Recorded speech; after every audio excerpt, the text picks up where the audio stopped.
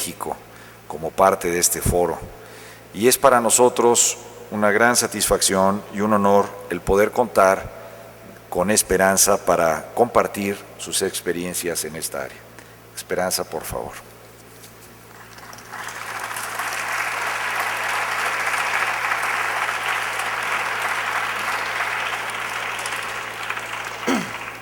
Buenos días. Bueno, como ha dicho quien me ha precedido, yo he sido la presidenta de la Asociación de Víctimas del Aborto porque hace 13 años sufrí un aborto provocado. Esta asociación es pionera en España y es la única que se ocupa de la mujer después de un aborto provocado. Hasta después de 20 años, 22 años de lacra de ley de aborto que tenemos en España, la realidad es que las mujeres seguimos estando ante un embarazo inesperado, indefensas y desamparadas. Y después de un aborto provocado, lo único a lo que nos somete la sociedad, los médicos, los políticos y los que promocionan el aborto es al silencio y al abandono. El síndrome posaborto existe, el síndrome posaborto que sufrimos las mujeres después de perder a un hijo de esa manera es para toda la vida. Lo sufrimos todas, más tarde o más temprano a lo largo de toda nuestra existencia. En la actualidad soy portavoz de la Fundación Red Madre. Una de mis misiones es la que estoy haciendo, dar testimonio, pero otra es atender a la mujer en el antes, cuando se enfrenta a un embarazo inesperado y no sabe qué hacer o se la está obligando a abortar, se la está presionando. Y nuestra misión es atenderla, dar la información, acompañarla, escucharla y, por supuesto, ofrecerle alternativas. La experiencia que tenemos en la Comunidad de Madrid, después de 4 años que el Gobierno autonómico ha subvencionado a las instituciones que se dedican a ayudar a la mujer a seguir adelante con su embarazo, es que en el año 2005 se atendieron y se ayudaron a 11.000 mujeres. 7 de cada 10 mujeres a las que se les ofrece la ayuda la aceptan y no se arrepienten de tener a sus hijos. Cuando nos ha vuelto una mujer, cuando a una mujer le hemos dado la información, le hemos ofrecido las alternativas y ha decidido abortar y ha regresado a nosotros, es más fácil ayudarla una vez que ha recibido la información y una vez que se le han dado las alternativas a una mujer que ha ido como cordero al matadero, como fue mi caso. Ir como cordero al matadero a que te practiquen un aborto significa que nadie te dice qué te va a pasar, cómo va a ser la intervención, qué consecuencias tiene para tu vida, tanto físicas como psicológicas. La realidad es que en España las corporaciones de centros de abortos presumen de que tienen centros estupendos, maravillosos, con personal muy bien preparado, con materiales de última generación, y yo os digo, aborto legal no es igual a aborto seguro. No es verdad. El aborto, puesto que es una intervención quirúrgica, jamás es seguro. La realidad que tenemos en España es que cuando se hace una mala praxis, y hay todos los días una mala praxis, acaban en la sanidad pública, la que llega, porque la que no llega es porque se ha desangrado por el camino. Si en un centro donde se le practica un aborto a una mujer le hacen una perforación uterina, les dejan restos de su hijo y se convierte en una infección, hay mujeres que a día de hoy mueren en las urgencias de los hospitales públicos porque no llegan a tiempo. Estos señores directamente lo que hacen es llamar al SAMUR y se desentienden por completo. Yo os voy a contar lo que vive una mujer cuando se enfrenta a un embarazo inesperado y cuando solo se le ofrece el aborto como la única solución, como algo fácil, indoloro, que no pasa nada y que se le va a solucionar un problema. Os voy a contar lo que vive una mujer desde que entra hasta que sale por la puerta de un centro. De esto no se habla. No interesa que la opinión pública conozca esa realidad, que es una realidad que vivimos todas las mujeres que sufrimos un aborto provocado. Os voy a contar el después, las consecuencias psicológicas del síndrome posaborto que son para toda la vida. Para hacer un poco o para que podáis comprender un poco por qué, en mi caso concreto, yo me vi abocada al aborto. Yo soy de un pueblo pequeño del centro de España, de la tierra del Quijote, de Castilla. Hace 22 años pues se vivía exactamente igual que hace 50. Es decir, cuando una mujer se quedaba embarazada, pues se la humillaba, se la despreciaba y en algunos casos se la maltrataba. Hoy en día no tiene importancia, pero hace 22 años lo de las clases sociales sí la tenía. Yo pertenezco a una clase social media alta y, por lo tanto, fui mucho más humillada y maltratada por ser madre soltera, por quedarme embarazada y decidir tener a mi hijo. Me quedé embarazada con 18 años, y bueno, me enfrenté a mi familia, a mi gran familia y al pueblo. La respuesta por tener a mi primer hijo fue que durante 3 años, hasta que pude salir de allí, me humillaron, me maltrataron, me vejaron. Yo perdí todos mis derechos, no tenía derecho a hablar, no tenía derecho a pensar, no tenía derecho a decidir, no podía salir de mi casa, ni con hijo ni sin hijo. De hecho, quien paseó a mi hijo mientras fue bebé fue mi hermana, que tenía novio y que cuando se casó, la gente del pueblo del novio se pensaba que la madre soltera era ella. Bien, cuando pude, encontré trabajo y me fui a Madrid y me llevé a mi hijo. Yo era joven, tenía 21 años cuando me fui a Madrid, 22, mejor dicho, y llegué en la época, a finales de los 80, inicios de los 90. Yo no sé si habéis oído hablar de la movida madrileña. La movida madrileña se hizo famosa en los años 80 y consistía en que un alcalde de Madrid, que Dios lo tenga donde se merezca, porque el hombre hizo mucho daño, promocionó el preservativo, la droga, o sea, los porros y el alcohol. Yo el alcohol no lo probé, solo me emborraché una vez en mi vida y no he vuelto a repetir. Las drogas, gracias a Dios, tampoco, pero la noche, sí, yo era joven, tenía dinero para pagar a alguien que cuidara de mi hijo y me dediqué a salir. Entonces se pusieron de moda lo que hoy en día se ve con total normalidad, las relaciones, por supuesto, entre hombre y mujer, de tú en tu casa y yo en la mía. Son relaciones vacías que no tienen contenido, son relaciones sin compromiso y relaciones que acaban rompiéndose. Pero si hay consecuencias, se rompen más rápidamente. Cuando uno es joven y bueno, pues tiene, o ha pasado, ¿no?, como me tocó a mí pasar por el sufrimiento que me tocó pasar, pues piensa que ya lo sabe todo y que no le va a volver a pasar las cosas en la vida.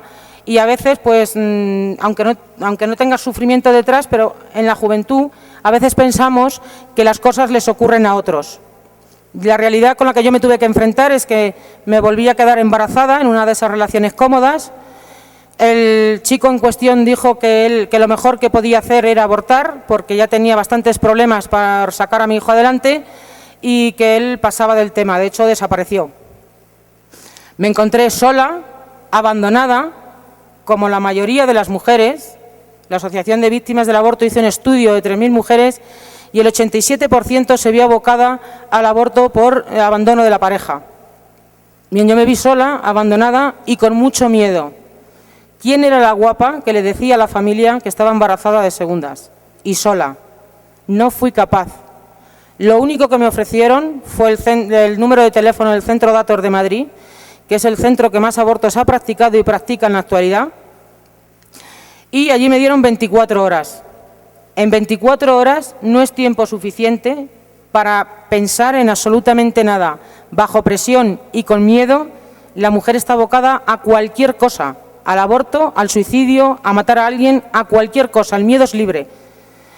La realidad con la que me topé es que lo primero que se hace cuando uno entra en un centro de este tipo es pagar. Pagas y no te dan factura. Tú no constas en ningún sitio que has pasado por allí. Una vez que pagas, yo me sentí nada, absolutamente nada. Entras a formar parte, eres un número, te convierten en un número para las estadísticas. Bueno, ni eso, porque como no te dan factura, la mayor parte de los abortos que practican no están en las estadísticas. Luego te pasan a una sala de espera. Y no es una sala de espera cualquiera. Uno cuando va al médico, y yo me imagino que en la mayor parte del mundo es así, cuando va a la consulta de un médico, lo normal es que la gente pues esté hablando normal, se cuente sus experiencias. En este tipo de sala de espera nadie habla con nadie, solo se oyen murmullos. Las mujeres lloramos sin lágrimas y gritamos sin voz. Lo que nos gustaría es que alguien nos sacara de allí, aunque fuera de los pelos. Una vez que estás allí, el siguiente paso es, suelen hacerlo en la mayoría de los centros, en algunos no, pero suelen hacerlo, una ecografía para comprobar el del tiempo de embarazo en el que estás. Tú puedes decir que estás de 3 meses o de 2 meses y se están dando casos de embarazos de 4 meses. El protocolo de actuación en estos centros es que no haya ningún tipo de humanidad entre el personal que allí trabaja con las mujeres. Para ellos no somos pacientes, somos clientes que vamos a consumir un servicio. El ginecólogo, dentro del protocolo de actuación, tiene totalmente prohibido enseñarte la ecografía. Es imprescindible que la mujer no vea la ecografía. El 90% de los abortos en el mundo se practican en el primer trimestre y tiene su razón de ser. En el primer trimestre la mujer no siente al bebé, físicamente hablando. Sabe que está embarazada porque tiene síntomas, porque se ha hecho una prueba, pero físicamente hablando no lo siente. Por lo tanto, es el trimestre donde mejor se la puede engañar y donde mejor se la puede manipular. Pero no solo a la mujer, a la sociedad civil. A mí me dijeron que no me preocupara que mi hijo era un tejido, que no pasaba nada y que todo era estupendo. Después del ginecólogo, el paso siguiente es hablar con un psicólogo. La ley en España, que es una ley, en España el aborto es un delito, que está despenalizado en 3 supuestos, pero que si cualquier mujer se somete a un aborto por cualquiera de esos supuestos, comete delito. Lo único que no se la va a penalizar con la cárcel, no va a tener penalización. Esto lo explico porque en España los medios de comunicación, las feministas radicales, se están hinchando la boca de decir que en los años 80 las mujeres conseguimos un derecho y que a qué venimos ahora a decir ahora que esto no es así. Pues no es así. En España el aborto sigue siendo un delito y está tipificado como tal. La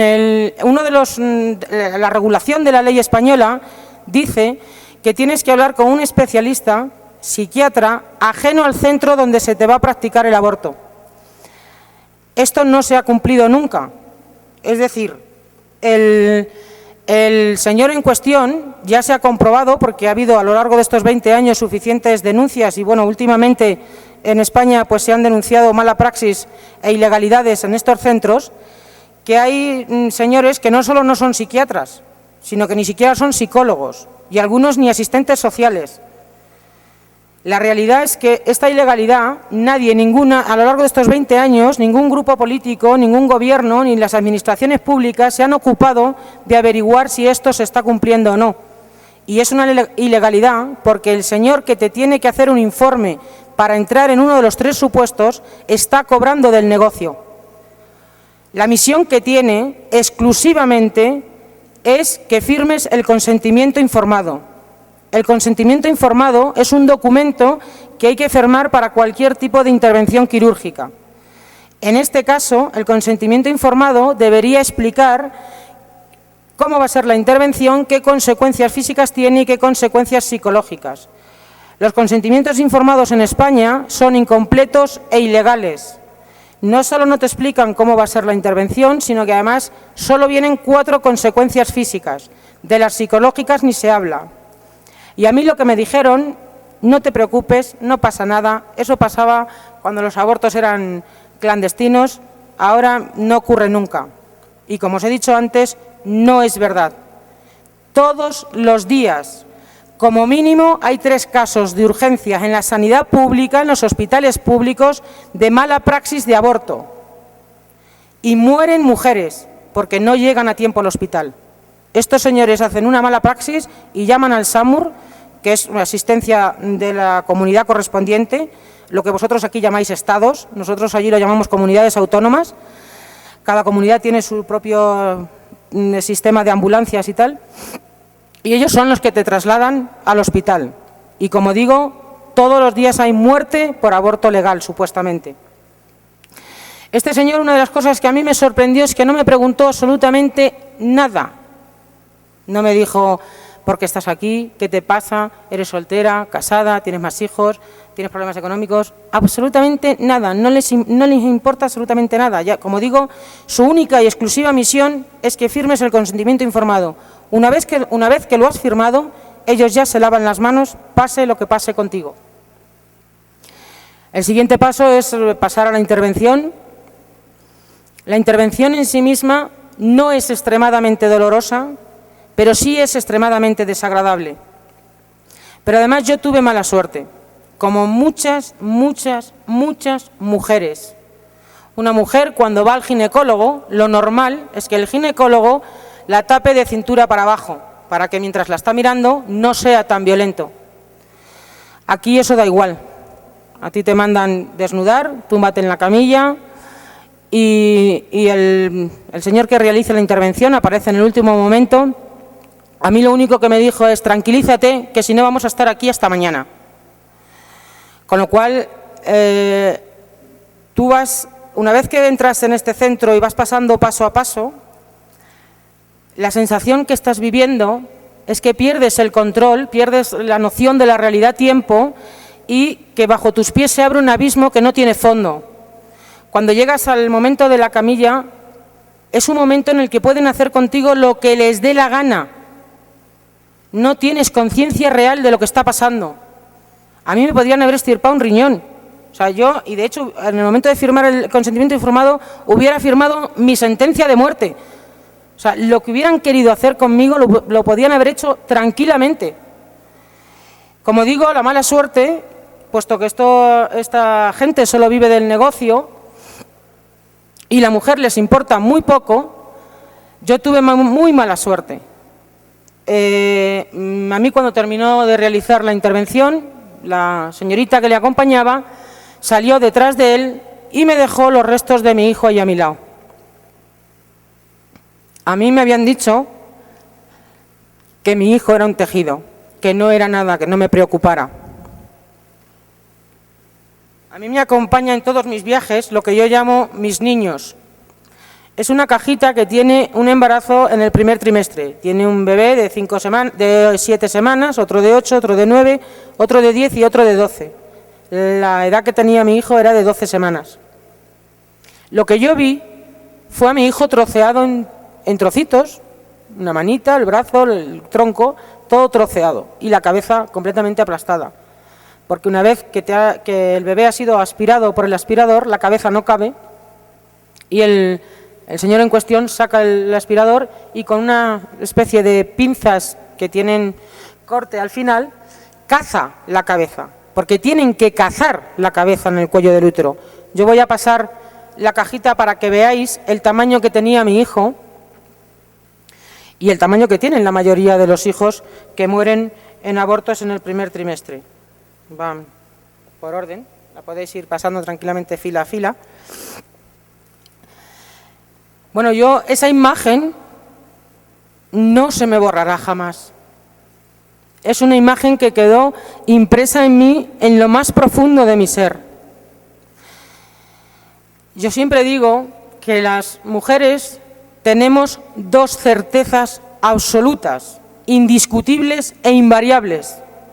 Una, que cuando nos quedamos embarazadas nos sentimos madres de un hijo. No nos sentimos madre de un perrito, ni de una lechuga, ni de patatas, ni de sepa hasta saber qué. Nos sentimos madres de un hijo. Por lo tanto, cuando sufrimos un aborto provocado, perdemos un hijo. Yo hoy puedo decir, después de 13 años, que soy madre de 2 hijos, un hijo vivo y un hijo muerto. Asumir esto no es fácil, sobre todo por toda la manipulación del lenguaje. Aparentemente te desconciencian diciendo que no es nada, que no tiene vida, que son células. A nosotras las mujeres nos da exactamente lo mismo. Da igual que sea un grupo de células, da igual que sea un embarazo de 7 semanas, da igual que sea un embarazo de 15 semanas. Para nosotras, la certeza absoluta es que es nuestro hijo. Y mi hijo muerto es tan hijo mío como mi hijo vivo. La diferencia es que a mi hijo de 21 años lo puedo tocar, le puedo regañar, puedo hablar con él, puedo abrazarlo, y a mi hijo muerto no puedo ponerle ni el rostro. Y es algo con lo que tendré que vivir el resto de mi vida, como todas las mujeres que sufren un aborto provocado. Todas pierden hijos. No creo que haya una mujer en el mundo que haya perdido una lechuga o haya perdido tomates. Todas perdemos hijos, porque nos embarazamos de hijos. Da igual el tamaño que tenga. Pero hay otra certeza absoluta, invariable y que no tiene discusión alguna. Cuando una mujer sufrimos un aborto provocado en un centro, tenemos la certeza absoluta de haber entrado 2 y salir 1. De haber dejado detrás nuestro a un hijo en una tumba que no va a visitar nadie. A un hijo por el que nadie va a llorar. A un hijo por el que nadie nos va a acompañar en el duelo. Un duelo que tenemos que sufrir en la más absoluta soledad e incomprensión. Nadie nos da el pésame por la muerte de nuestros hijos.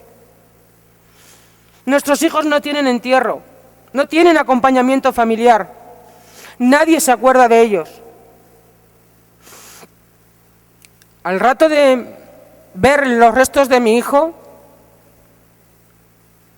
volvió la señorita en cuestión, cogió el recipiente como el que coge un saco de patatas y con ese recipiente se llevó parte de mí que no recuperaré jamás tampoco. No sé cómo pude vestirme, ni siquiera sé cómo llegué a mi casa. Tuve que cruzar Madrid, es decir, de punta a punta, pero no tengo ni idea cómo pude llegar. Me pasé 3 días en mi habitación llorando, sin salir ni para comer ni para ir al cuarto de baño. Pero el ser humano es capaz de sobrevivir, el ser humano es capaz de salir adelante, a pesar de las catástrofes, a pesar de los sufrimientos. Pero es que además las mujeres tenemos todavía un poco más de capacidad de sobrevivir en la vida, incluso ocultando este sufrimiento, al que se nos condena a ocultarlo, no porque queramos, porque tenemos necesidad de contarlo. De hecho, las mujeres que van acompañadas por los padres, por los amigos, por las parejas, cuando el síndrome posaborto empieza a aflorar, esos padres, esos amigos, esas parejas, no quieren saber absolutamente nada del dolor que sufre esa mujer. A mí una vez en una conferencia en la Facultad de Medicina de Zaragoza, me preguntaron qué diferencia había entre un parto y un aborto. Me sorprendió la pregunta, pero la verdad es que habría que contar qué diferencia hay entre un parto y un aborto para la mujer. En un parto hay unos dolores previos que hay que sufrir, unos dolores que ha sufrido la mujer desde que existe la humanidad y que por esos dolores precisamente no se ha muerto la mujer, se ha muerto por otros motivos o por otras causas o por otras circunstancias, pero por sufrir esos dolores antes del parto no se ha muerto ninguna mujer. El parto en sí mismo no tiene máximo 10 minutos y es el momento de mayor placer cuando nace el hijo. Es un momento donde la mujer como que respira, se desahoga de todo ese dolor, pero además se le olvida el dolor, porque el acto es positivo y porque cuando te ponen a tu hijo encima te emocionas. Es totalmente positivo, genera felicidad. En cambio, en un aborto no tienes dolores previos. El acto del aborto no es, como he dicho, excesivamente doloroso. Pero la sensación que siente la mujer cuando se le está practicando el aborto es que la están vaciando de cintura para abajo. es que la están arrancando los riñones, los intestinos, la vejiga, todo, es como si te vaciaran. Es una sensación real, no es ficticia. Y como además el acto es negativo, la consecuencia es negativa, es de pérdida y de vacío, pero no de pérdida de cualquier cosa, es una pérdida muy importante para la mujer, la consecuencia siempre es negativa. El vacío queda en lo más profundo del corazón sellado. Es un vacío que no se va a llenar jamás. Por eso en el síndrome posaborto, que tiene una sintomatología que se puede confundir con cualquier otro tipo de problemática, como es la depresión, la angustia, la ansiedad, las alteraciones alimenticias, como la bulimia y la anorexia, las alteraciones en los estados de ánimo, que son picos, o sea, no tienes un estado de ánimo normal, estás muy bien, estás muy mal, y todos son picos. Esa sintomatología se puede confundir con cualquier otro tipo de problemática, pero luego tiene patologías que son determinantes del síndrome posaborto. Las pesadillas recurrentes, mujeres que sueñan, y sobre todo las que los hemos visto, con bebés despedazados. La autolesión consiste en obligarte a ver bebés. Hay mujeres que se pasean por las guarderías, por los parques, para ver a los bebés. Pero hay otra forma de autolesionarte. Cuando la mujer se queda embarazada, su vida ya ha cambiado. No existe el desembarazo. ¿A cuántas mujeres les dicen, no, tú aborta, no te preocupes, si te vas a quedar igual que estabas, vas a poder seguir con tu carrera, vas a poder seguir estudiando, vas a poder seguir haciendo tu vida? No es verdad. El desembarazo no existe. Una vez que estés embarazado, tu vida ya ha cambiado. Solo hay dos decisiones, no hay término medio. O decides ser madre de un hijo muerto o decides ser madre de un hijo vivo. No hay otras decisiones, no se hace a medias. No decides ser madre de un hijo muerto a medias, mato la mitad y me queda la otra mitad para recomponerse. No. Luego entonces en la autolesión, ¿qué ocurre? Que la mujer, su vida se convierte en negativo. Convertirse su vida en negativo es que la mujer inconscientemente piensa que no merece nada bueno de lo que le pasa en la vida. Pero es más, como se dificultan las relaciones sociales y las relaciones de pareja, la tendencia es a encontrar parejas que te maltratan, que te humillan, porque tú piensas que te lo mereces. Y es algo inconsciente, no es algo que digas, como yo he abortado, a ver si me encuentro a un tipo que me dé de leches todos los días, porque me las merezco. No. Pero por la razón que sea, te ves abocada a encontrar parejas, por supuesto, estabilidad ninguna con la pareja. Y la pareja que interviene los dos en el aborto se rompe en el 98% de los casos. Estén casados, sean pareja de hecho, esas parejas se rompen. Puesto que tu vida se convierte en negativo, entran muchos factores en juego. Se dan los dos extremos, el rechazo absoluto al sexo o la promiscuidad. Y la promiscuidad es un desorden en personas normales que no tienen traumas. En una persona que arrastra un trauma de esta envergadura, la promiscuidad te lleva al alcohol y a las drogas. Pero además, la promiscuidad se da porque se genera en la mujer una necesidad ansiosa de volverte a quedar embarazada para reparar la pérdida anterior. La realidad es que la mujer que se vuelve a quedar embarazada vuelve a encontrarse en la misma situación anterior y generalmente acaba en aborto. De hecho, nosotros nos estamos encontrando crías, niñas de 13, 14, 15, que ya traen un aborto a las costillas.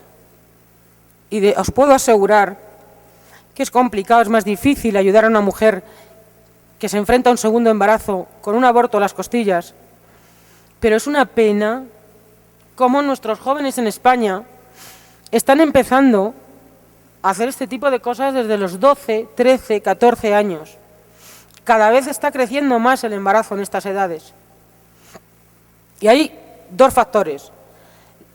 El 85% de las chicas jóvenes menores de 19 años que se quedan embarazadas son obligadas por los padres a abortar. El resto, la mayoría de los padres ni se enteran. Porque hay otra ilegalidad que se lleva a cabo en España, en estos centros donde se practica el aborto. Cuando una chica es menor de edad, tiene que firmar el padre. En el caso de los centros de aborto en España, admiten la firma de un adulto. Es decir, si esa chica de 15 años, el novio tiene 20 o el amigo tiene 18, firma y aceptan la firma como válida. Eso es ilegal. Otra de las patologías muy graves, muy difíciles de superar es la culpa, el sentimiento de culpa. Y el sentimiento de culpa es independiente de ideologías y de creencias. El sentimiento de culpa que sentimos las mujeres es por participar en la muerte de nuestros hijos, independientemente de que hayamos ido porque nos ha dado la gana, de que hayamos ido porque nos han presionado, de que hayamos ido a abortar porque nos han obligado. Da igual la circunstancia que te haya llevado al aborto. El sentimiento de culpa es un denominador común y es una patología compleja y muy difícil de superar. Se puede, porque se puede. Otra de las patologías es la ira. El aborto genera ira. El aborto es un acto físicamente violento. El cuerpo de la mujer, cuando la mujer se queda embarazada, se prepara física y emocionalmente. Si tú eso lo cortas violentamente, como es el acto del aborto, el cuerpo se revela, y se revela física y emocionalmente. Genera mucha ira, y esa ira acaba saliendo con los más indefensos que tienes a tu lado. Primero contigo misma, con la pareja si la tienes, pero sobre todo con los hijos. Y por supuesto, el suicidio. En España está creciendo el índice de suicidio en mujeres menores de 20 años. Pero además, en la sanidad pública, en los hospitales públicos, se están empezando a preguntar qué pasa con las chicas que están muriendo por embolias cerebrales. Ya se están empezando a plantear que está habiendo suficientes casos como para empezar a investigar embolias cerebrales provocadas por la píldora del día después. Porque en España a las niñas se les da la píldora del día después, fin de semana sí, fin de semana también, como si fueran aspirinas. Y no se les explica absolutamente nada. De hecho, al contrario, hay médicos que les dicen no te preocupes, que no pasa nada, que no es abortiva. Con lo cual, aceptar un acto físicamente violento en el inicio de la vida, para una sociedad que lo vea como normal, acaba implicando en esa sociedad cualquier tipo de violencia. Cualquier tipo de violencia está abocada a esa sociedad. Es una sociedad enferma, que es lo que le pasa a Europa. Europa se está muriendo, no solo porque no vaya a tener relevo generacional, no solo porque no nazcan hijos, sino por la desconcienciación, por la deshumanización de los europeos. Y las consecuencias las estamos viviendo ya, palpables. Pero a mí me sorprende todavía cuando en televisión los debates se hablan de, pues de la cantidad de violencia que hay en los hogares, de los colegios, de cómo los chavales, uno graba en el móvil, el otro entre dos pegan a otro y luego lo pasan por mensaje o lo meten en YouTube o lo mandan por correo electrónico a los amigos, pero no hablan de las causas de eso, no interesa hablar de esas causas, porque si no habría mucha gente que tendría que hacer una buena reflexión. Gente como políticos, gente como médicos, algo que no he dicho en la rueda de prensa, pero que sí me gustaría decir y que por desgracia se llega, está ocurriendo en España, es que los médicos, la sanidad pública y privada, tiene la cultura eugenésica. En España es primordial en la sanidad pública eliminar las malformaciones, pero el diagnóstico prenatal está fallando y se están sacrificando niños sanos a punta pala y la gente no dice nada. No son estadísticas que salgan en los medios de comunicación, no son estadísticas políticamente correctas. Tenemos un caso en Cádiz, en el sur de España, de un ginecólogo que practicó un aborto por malformación de 24 semanas. Como se pasó 2 semanas de la ley, otro compañero le denunció. Al denunciarle, el juez mandó a hacer la autopsia del bebé. El bebé era completamente sano. Ahora los padres han denunciado al equipo completo de ginecólogos y al hospital. Esto está pasando en todos los hospitales públicos. Ahora mismo en España solo hay un ginecólogo, uno, que ha pedido la objeción de conciencia judicialmente. Por ahora se la han admitido, para no hacer diagnóstico prenatal. porque el diagnóstico prenatal es exclusivamente para abortar, no tiene otra misión.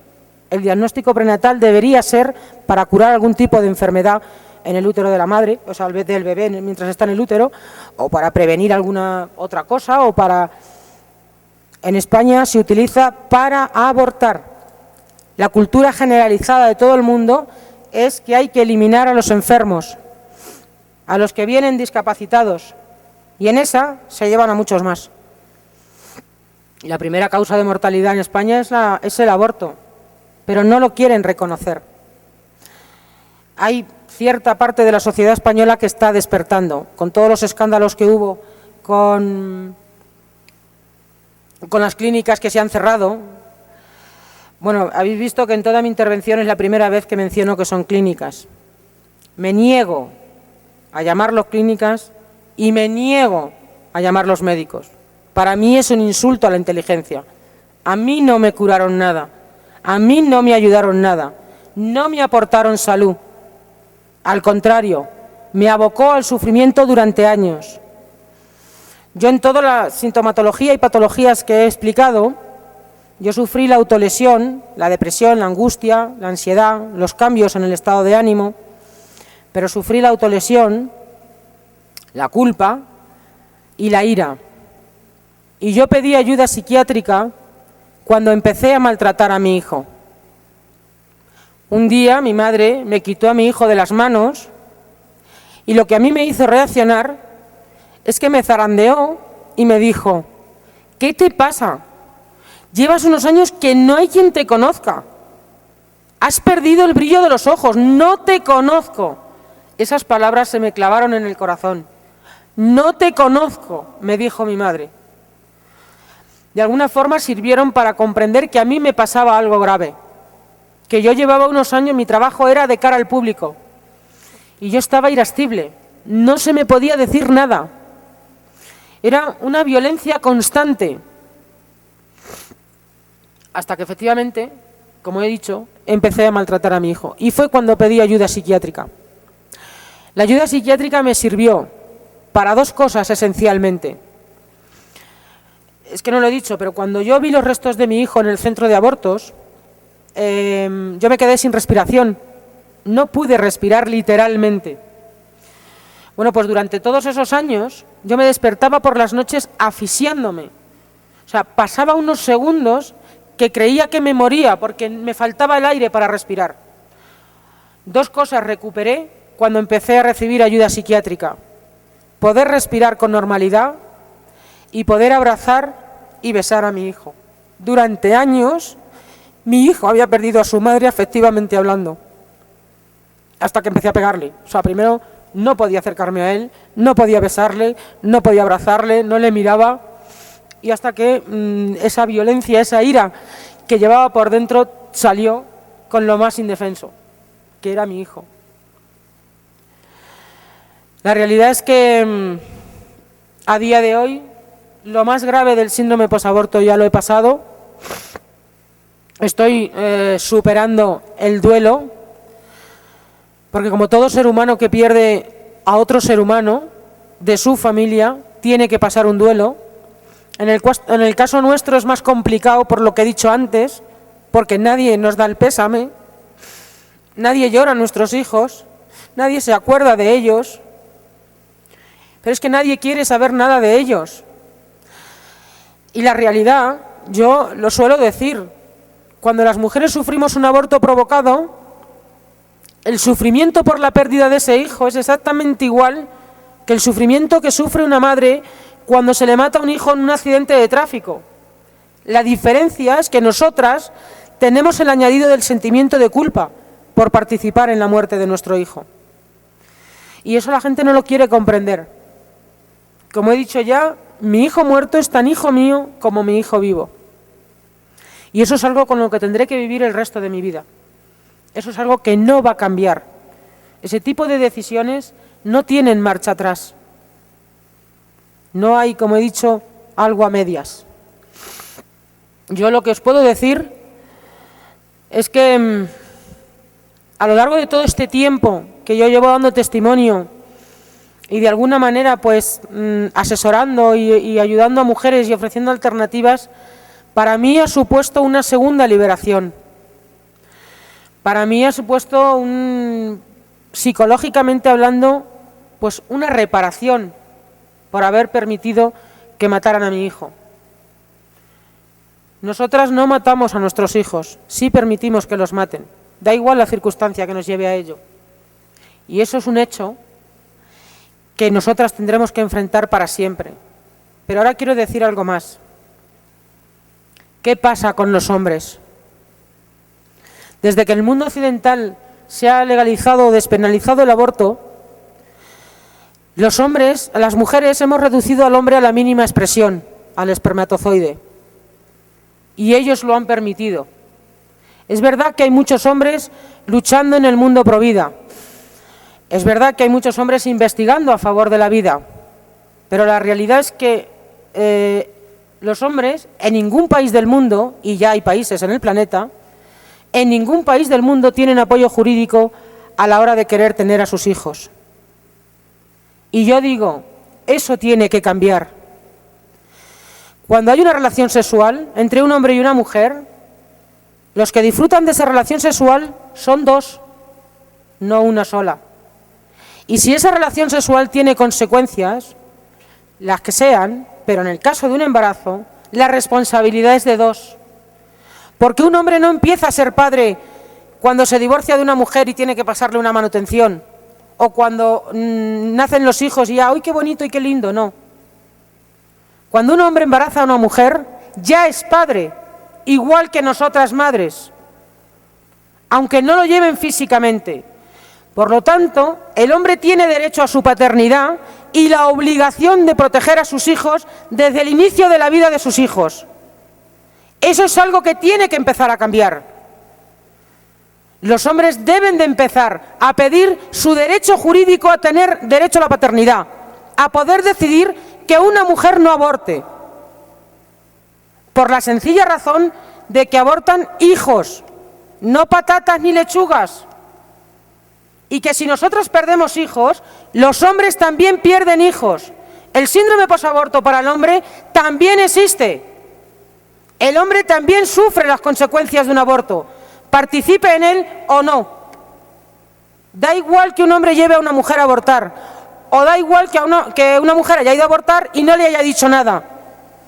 El hombre también sufre el síndrome posaborto, por una razón muy simple.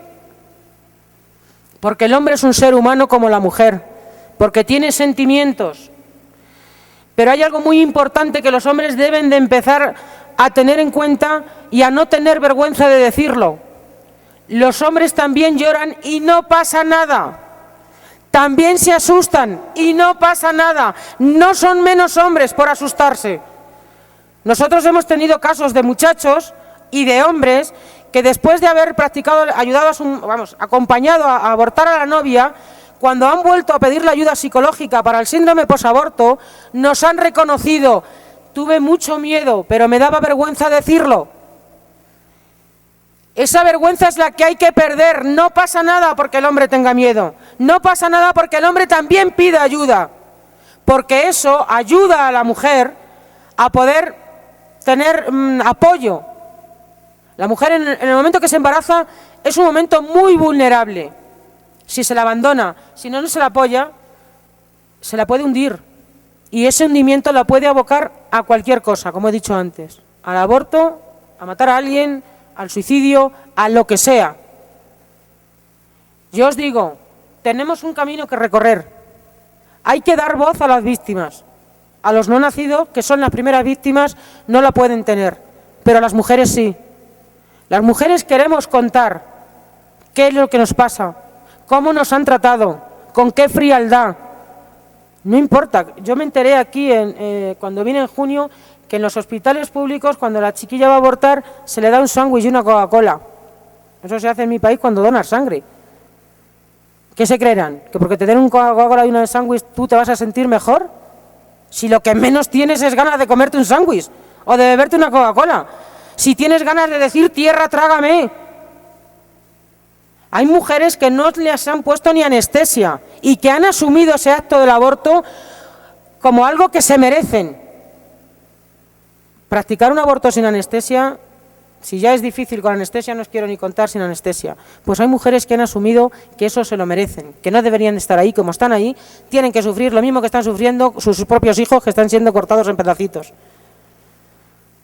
¿Creéis de verdad que una mujer, cuando se le ha practicado un aborto, tiene ganas de un sándwich?